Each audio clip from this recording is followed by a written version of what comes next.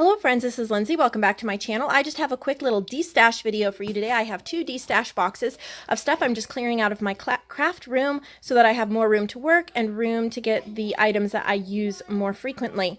So this is a pretty big box. It's similar in size to a medium flat rate box, but it is stuffed with stuff. So this is going to be PayPal and just comment sold with your email. First come, first served. I don't wait around. It's the first one who pays. You don't get to hold it or anything like that because I need to move these and get them out to you.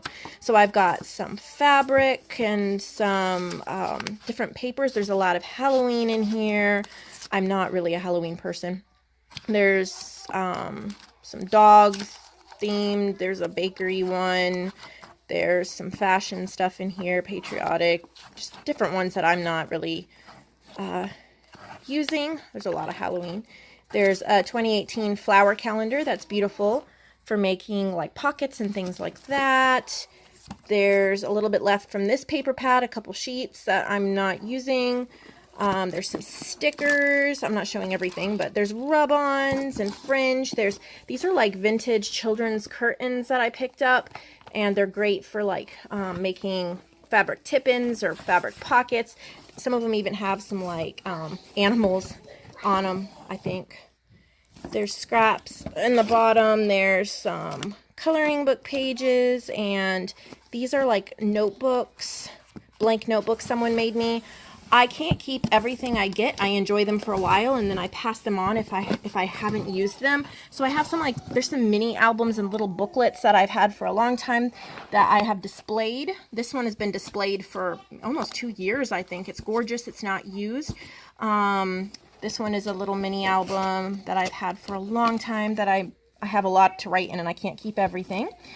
There's like foam, what are they called? Like the foam dots for popping up things. There's it's hard to do this one-handed. There's like one of those nail pen things, but you can use that on embellishments.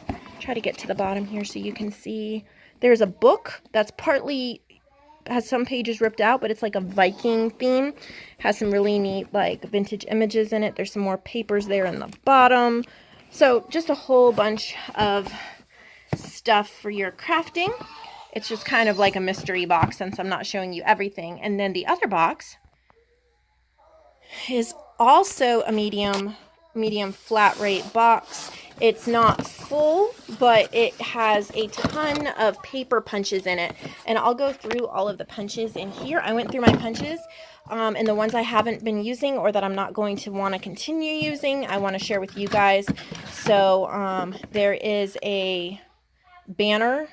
That's a banner punch, and then an arrow, like a chevron arrow. And just so you know, if there's like those plastic things on the back, I almost always take them off, so because they drive me crazy. So, and then here's a Paper Studio like ribbon hole punch. I have a few different ones of these, so I'm getting rid of that one. This is a swirl. This is an old one, and I got it used. But that's great for making embellishments with. It's a heavy-duty punch. Here is a page flag. I think this is the Paper Studio too. That's a page flag punch. Whoa, that's a pretty big one. And then there's a star punch, and this one is one of those ones when you punch it on the paper, it punches it like out of the paper. It's not really for making stars. It's for making a star-shaped hole in the paper, if that makes sense. Hard to do this one-handed. I think I'm going to set my phone up in its normal place here.